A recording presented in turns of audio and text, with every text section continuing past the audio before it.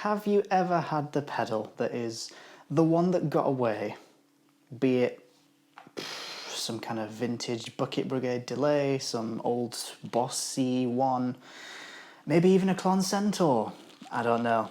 Have you ever had it though? Because I have.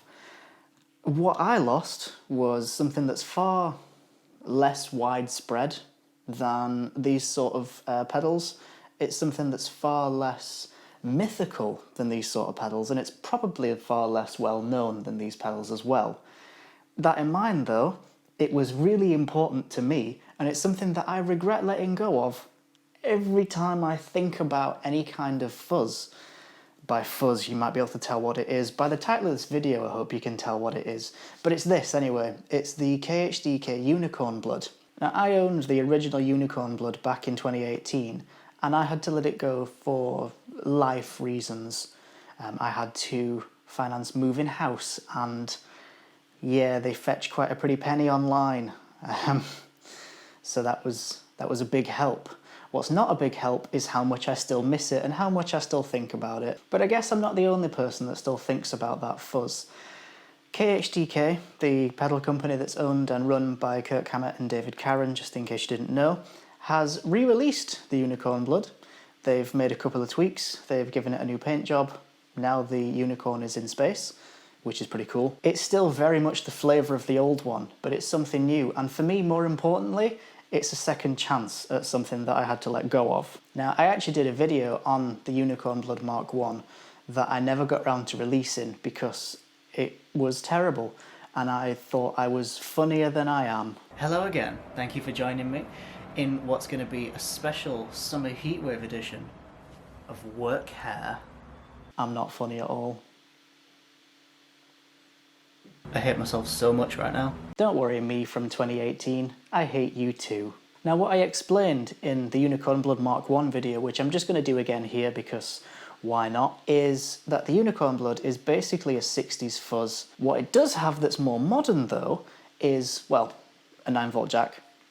Duh. We have an actual EQ section on here. We've got this orange treble knob and this pink bass knob. These offer far more control over how this sounds compared to any other fuzz that I've tried. Plus, how can you not love something that's just got a huge purple fuzz knob on it? That's just cool, you know? We've also got these 3 mini toggles. We've got an onboard boost, which is really helpful for me. Whenever I've used fuzz before, I have always put an overdrive pedal in front of it just in case it needs that extra kick. You know, put the overdrive on into a fuzz and then it fuzzes harder. Anyway, it has that option, which is a huge positive for me. But alongside that, we've got 2 other mini toggles as well. This bottom one is called Sludge, and I believe it's some sort of high cut or something. Makes it sound sludgier. And this one on the left, which I currently have in the down position, is the fat switch. The fat switch, I find, is really useful for any kind of fuzz application. Fuzz generally, or at least the fuzzes that I've tried, are extremely scooped and extremely sort of spitty. But you put that fat switch on, it records much nicer, it sounds much nicer on its own, and for me, really needs to have a switch that's got the same labels as the, what is it, the KTR from Klon, with the buffer, where it's on is almost always better and off is almost always worse. That's what this is. The fat switch, when it's down, is almost always more appropriate. It's always a better fit for whatever you're doing. But if you want something authentic, flick it off, job done. Now, unlike when I was recording a video for Unicorn Blood Mark 1, there are still some of these available. There's an extremely limited quantity. I believe they're down to sort of the final 30 or so by now. So if you hear something that you like in this, you think you want to get that for yourself, there is still the opportunity to do it.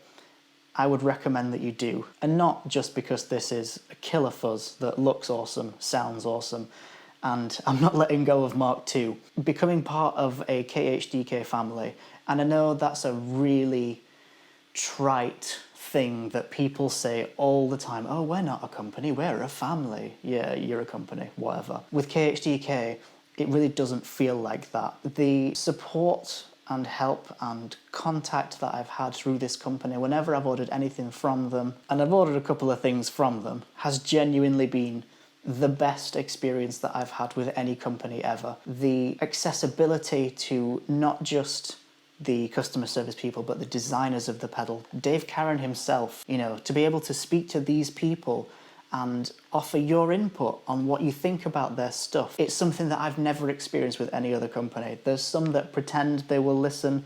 There's some that will have an email inbox you can send something to and they will promptly delete that and never read it. I know through my own experience, you send something to Dave Karen about a KHDK product, he'll read it, he'll respond. And I can't really think of any better customer service than that. But that's not what you actually want to hear, because now I'm just sort of rambling on. What you do want to hear is how the fucking thing sounds, right? Well, that's good, because there is a little demo here for you. This isn't a demo of the full features. I'm going to do a little playthrough afterwards, just messing around with some of the features so we can get a fuller impression of what it's actually doing and what it sounds like on its own. But enjoy!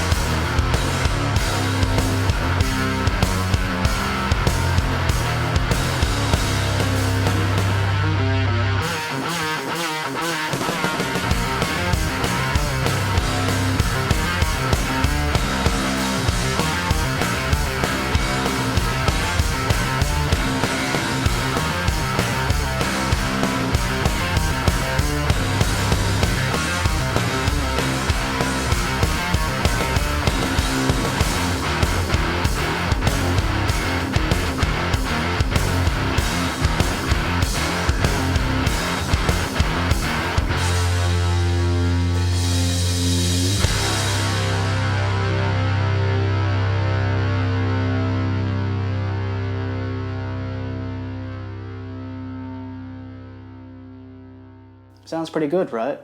That's just scratching the surface of what Unicorn Blood can do. What I haven't mentioned, I don't think, is the Octatone feature down here on camera 2. Octatone is something very different entirely. Normally, on an octave fuzz, the octave feature itself sounds all spitty and horrible and it doesn't do anything, it just kind of makes noise, which if you want it is great, but if you don't, it really gets in the way. Octatone lets you dial out some of the super harsh, horrible high frequencies in that upper octave. So you still get that same effect, but it's more pleasing to listen to. I'll get to that a little bit later, but what I want to do now is just sort of go through the options, show you what each thing can do, and we'll see where we go, really. In true Andy from Reverb fashion, here's the clean sound that we're working with before I stick a fuzz on the top of it.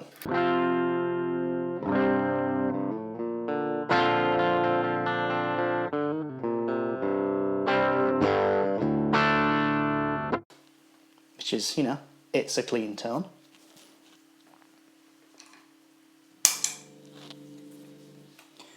We stick that fuzz on though.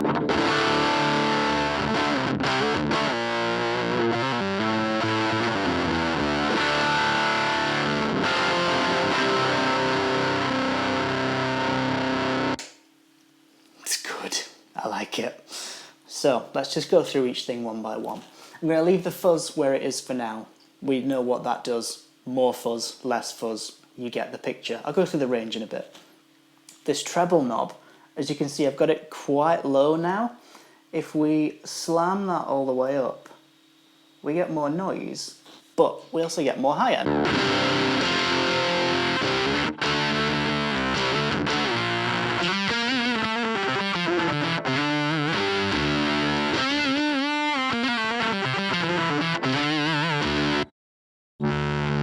Always turn both pickups on when you got separate volume knobs.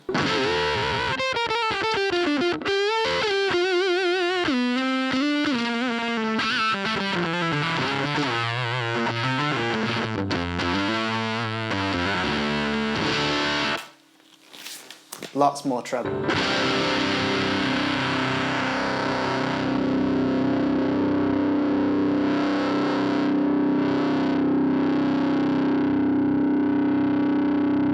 You hear it sort of, you can hear what's happening, which I don't find on many pedals actually, but you can really hear a difference.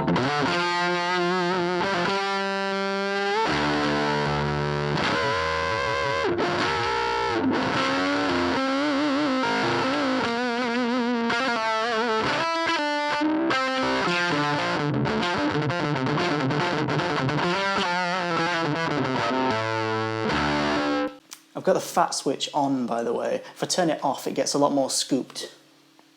So now,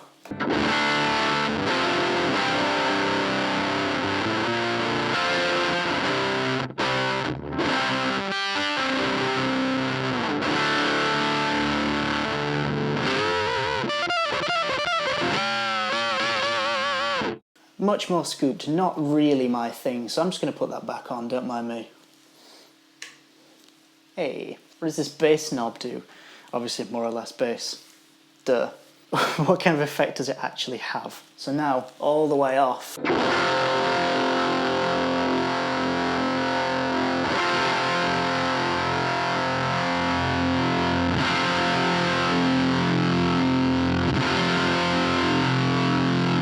You hear it becomes too much at the extreme end, but you know what that means?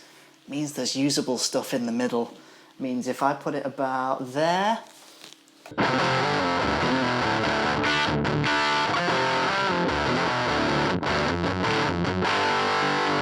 that's where you want it.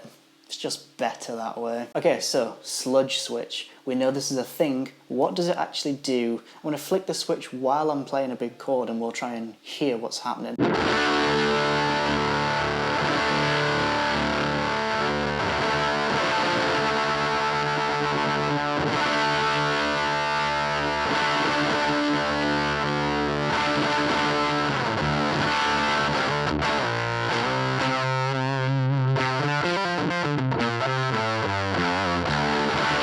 To me it feels like some kind of stoner setting or something.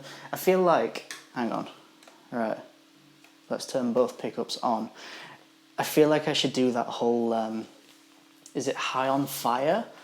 Where at the start of a set from a download a couple of years ago, Matt Pike just keeps hitting this big open C, flicking between pickups with a sludgy as hell set, and it's just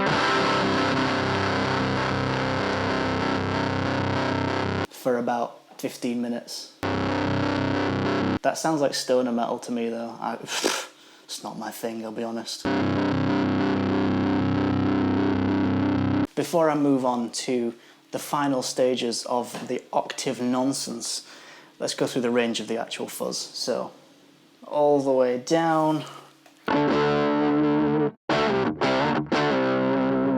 is almost kind of a quite a subtle thing.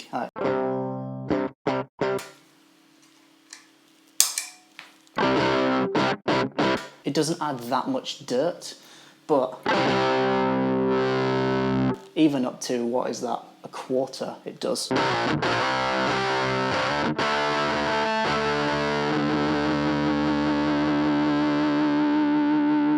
I find about there's the magic kind of sweet spot. Just over half in this kind of range, that's where all the magic is for me.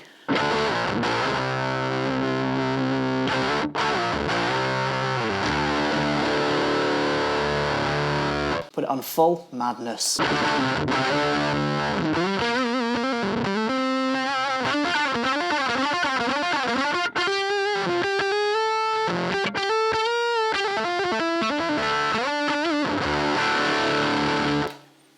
It's cool. Alright then, the moment we've all been waiting for. It's got an octave feature. I've not actually used the octave feature on this video yet. Let's do that, let's just stick it on. Usually on the octave, what I like to do is also just kick in this boost, because you're never going to use an octave fuzz for anything rhythm based.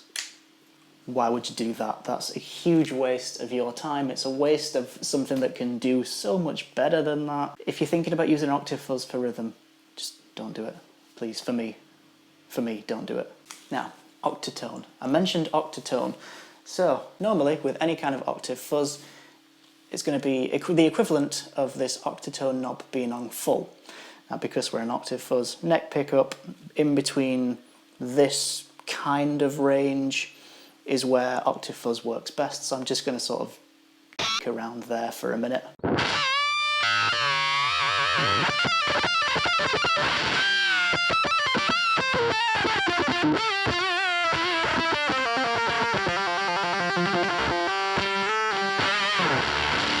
There's a lot of that sort of upper harmonic nastiness going on in there. So let's take this octatone, let's dial it all the way back to, I like it about there, I think.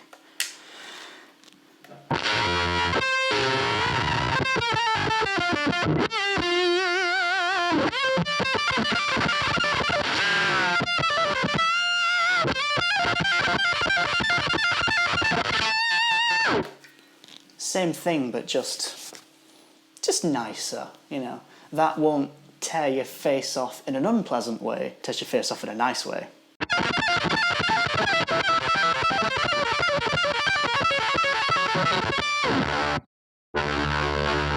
Always have both volumes on, my God.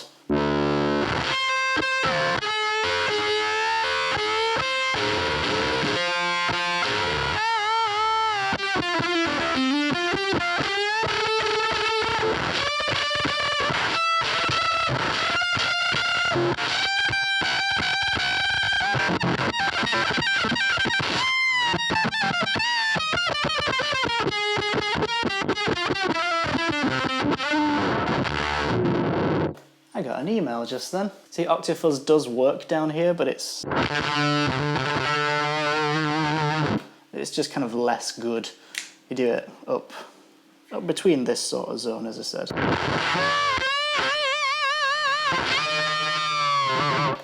And it's just better. Something that I quite like about Octafuzz, I'm going to turn this back up just a second, is that upper harmonic, even at low volumes, sounds like feedback and kind of feeds back into itself.